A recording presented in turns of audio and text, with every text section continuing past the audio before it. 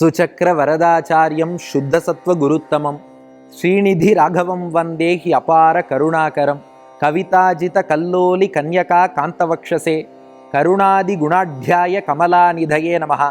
ஸ்ரீ சங்கரா தொலைக்காட்சி நேயர்கள் அனைவருக்கும் வணக்கம். புன்னகை ராமாயணம் பாலஸ்பந்தத்தின் 6வது ஸ்லோகத்தை இன்றைய தினம் அனுபவிக்க உள்ளோம். இதுவும் ஒரு தொட்டில் புன்னகை தான். ஆம், என்ன காட்சி? கடந்த ஸ்லோகம் பார்த்தோம் அல்லவா? கௌசல்யா தேவி என்ன பண்ணா, இது என்ன தாலாட்டு பாடினாலும் தூங்க மாட்டேங்கிறான் குழந்தை ராமன், அழுதுண்டே இருக்கான். அதனால என்ன பண்ணான்னா, இந்த ராமனுடைய தொட்டிலுக்கு பக்கத்தில் லக்ஷ்மணனுடைய தொட்டிலை கொண்டு வந்து கிடத்தினாள். இப்போ பக்கத்து தொட்டில லக்ஷ்மணன் வரவும் ராமன் அழுகையை நிறுத்திட்டாராம். ஆனா இப்ப என்னன்னா, இவர் அழுகையை நிறுத்தினாலும் முழுமையா தூங்க மாட்டேங்கிறார். இது என்ன காரணம்னு யோசித்தாளாம் கௌசல்யா. யோசித்து காரணத்தை புரிஞ்சுனுட்டாளாம். புரிந்து கொண்டு அதற்கான செயலை செய்தாள். அப்போது ராமன் ஒரு புன்னகையும் பூத்தான். எல்லாரும் தயாரா இருக்கீங்க இல்லையா? நம் இல்லங்களிலும் உள்ளங்களிலும் சீதாராமர்கள் எழுந்தருளி இருக்கிறார்கள். படத்தின் வடிவிலோ விக்கிரகத்தின் வடிவிலோ அவ முன்னாடி ஸ்லோகத்தை சொல்லி புன்னகையை அனுபவிக்க தயாராகும். டோலாயாம் ஜனனீன சுப்த இதிசா துவாம் வீக்ஷ்ய தூர்ணம் ததஹ சௌமித்ரிம் சவிதே விதாய மதுரம் காதும் பிரவருத்தா ததா சாகூதம் தவ நாம யச்ச வதனே மந்தஸ்மிதம் மஞ்சுளம் தத்வேதம் வடுவூர் நிவாச பகவன் ஹே ராமபத்ர பிரபோ. இப்போ என்னன்னா, ராமனுடைய தொட்டில் பக்கத்திலேயே லக்ஷ்மணனுடைய தொட்டில் இருவரும் கிடக்கிறார்கள். ஆனாலும் ராமன் தூங்கலையாம். அதனால கௌசல்யா யோசிச்சா, அப்படியே ராமனுடைய உரையாடுறார், கொஞ்சி உரையாடுறார் வில்லூர் சுவாமி. டோலாயாம் ஜனனீன சுப்தகா இதிசா. ராமா, உன்னை தொட்டில்ல போட்டு என்னதான் தாளாட்டினாலும் இன்னமும் கூட நீ தூங்கலப்பா. கொஞ்சம் அழுகையெல்லாம் குறைச்சுட்ட. லக்ஷ்மணன் பக்கத்துல வந்துட்டான், அழுகை குறைஞ்சதே சரி, ஓகே. ஆனாலும் நீ தூங்கல. அதனால பார்த்தா துவாம் வீக்ஷ்ய தூர்ணம் ததஹா. இதை பார்த்துட்டு கௌசல்யா என்ன பண்ணான்னா, நீ இன்னும் உறங்காததற்கான காரணத்தை புரிந்து கொண்டாள். அது என்ன காரணம்னா, லக்ஷ்மணனை ஒரு தொட்டில் உன்னை ஒரு தொட்டில்னு 2 தொட்டில்ல தனியா போட்டதே தப்பு. ஒரே தொட்டில்ல ராமன் லக்ஷ்மணன்னு கிடத்த வேண்டியதுதான். ஏன்னா லக்ஷ்மணனை பொறுத்தவரை ராமனை விட்டு ஒரு நொடி ஒரு இன்ச்சு கூட பிரிய மாட்டானே. ஒழிவில் காலமெல்லாம் உடனாய் மன்னி வழுவிலா அடிமை செய்ய வேண்டும் நாம்னு ராமா உனக்கு எப்போதும் கூடவே இருந்து தொண்டு செய்பவன் லக்ஷ்மணன். அப்போ பக்கத்து தொட்டில்ல இருந்தா கூட லக்ஷ்மணனுக்கும் ராமனுக்கும் பொறுக்காதான். அதனாலதான் வசிஷ்டருடைய ஆலோசனைப்படி கௌசல்யா இப்ப அடுத்த ஏற்பாடு பண்ணிட்டா. 4 தொட்டிலே வேண்டாம், 2 தொட்டில் போதும். ஒரு தொட்டிலே ராமனும் லக்ஷ்மணனும், இன்னொரு தொட்டிலே பரதனும் சத்ருகணனும்னு சொல்லி 2 தொட்டிலா போட்டுட்டா. அதனால சௌமித்ரிம் சவிதே விதாய, சுமித்ரையின் மகனாகிய லக்ஷ்மணனை உனக்கு அருகில் உன் அதே தொட்டில்ல கடத்தினாடா ராமா. மதுரம் காத்தும் பிரவருத்தா ததா. அப்படி கிடத்தியவாறே நீ அப்போ லக்ஷ்மணனை பார்த்தும் புன்னகை செய்தாய். அதன் பின் நிம்மதியாக நீயும் உறங்கத் தொடங்கினாய், லக்ஷ்மணனும் உறங்கத் தொடங்கினான். ஒரு குழந்தைய தூங்க வைக்கிறது எவ்வளவு கஷ்டம்னு தாய்மார்களுக்கு தெரியும் இல்லையா? அப்ப ராமனை தூங்க வைக்க கௌசல்யா என்ன பண்ணான்னா, அதே தொட்டில்ல லக்ஷ்மணனை கொண்டு வந்து கிடத்திட்டாளாம்.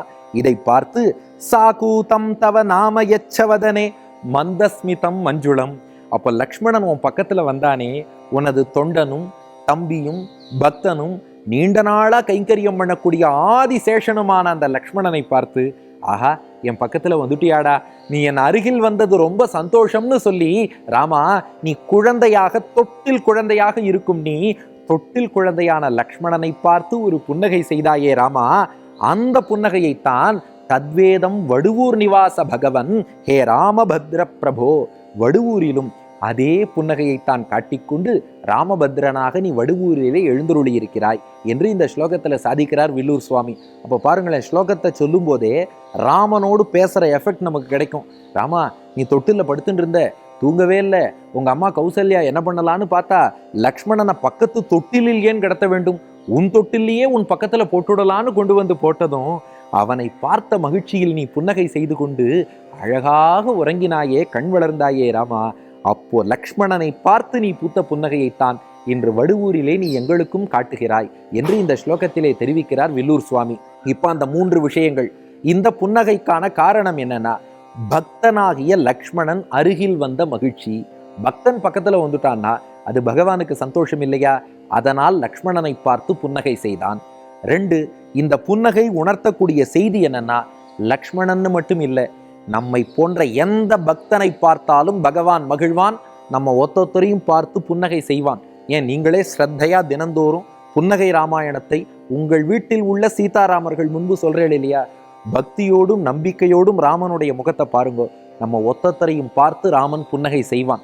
ஏன்னா தன் பக்தர்கள் தன் அருகில் வருகிறார்கள் என்றால் அதை பார்த்து பகவான் மகிழ்வான். இது அடியேன் சொல்லல, தேவாதி தேவனை சென்று நாம் சேவித்தால் ஆவாவென்று ஆராய்ந்து அருளேலோர் எம்பாவாய்னு ஆண்டாள் நாச்சியார் சொல்கிறாள். அப்போ பக்தனை கண்டால் பகவான் மகிழ்கிறான் என்பதை இந்த புன்னகை நமக்கு செய்தியாக தெரிவிக்கிறது. மூன்றாவது, என்ன பலன்? இந்த புன்னகையை நாம் அனுபவித்து ராமனை தரிசித்தோம். இந்த அனுபவத்துக்கு என்ன பலன்னா, அனுபவமே பலன்கிறது ஒரு புறம், அத்தோடு அடிஷ்னல் இலவச இணைப்பாக என்ன பலன்? ஸ்லோகத்தை சேவிச்சுட்டே அனுபவிப்போம். தயாரா இருக்கேளா? டோலாயாம் ஜனனீன சுப்த இதிசா துவாம் வீக்ஷ்ய தூர்ணம் ததஹ சௌமித்ரிம் சவிதே விதாய மதுரம் காதும் பிரவருத்தா ததா சாகூதம் தவ நாம யச்சவதனே மந்தஸ்மிதம் மஞ்சுளம் தத்வேதம் வடுவூர் நிவாச பகவன் ஹே ராமபத்ர பிரபோ என்று சொல்லி ராமனுடைய புன்னகையை அனுபவிப்போர்க்கு வாழ்க்கையிலே நிம்மதி கிடைக்கும்படி பகவான் அனுகிரகம் பண்ணுவான். ஏன்னா நல்ல தூக்கம்ங்கிறது எப்போ வரும்? மனசுல சாந்தி நிம்மதி இருந்தால்தான் நல்ல உறக்கம் என்பது இருக்கும். அப்போ மனசுல உள்ள கவலைகள், டென்ஷன், மன அழுத்தம் இவை அனைத்தும் விலகி வாழ்க்கையிலே நிம்மதி நிறைய இந்த ஸ்லோகத்தை சொல்லுவோம். ராமபிரானை அடிபணிவோம். இப்போ குழந்தை ராமனை அனுபவிச்சாச்சு. இப்போ அடுத்து பாலகனாக ராமன் வளர்ந்து விட்டான். அந்த பாலகனும் புன்னகை செய்தான். அந்த பாலகன் சிறுவனாகிய ராமனுடைய புன்னகையை அடுத்த பகுதியில் அனுபவிப்போம். நன்றி, வணக்கம்.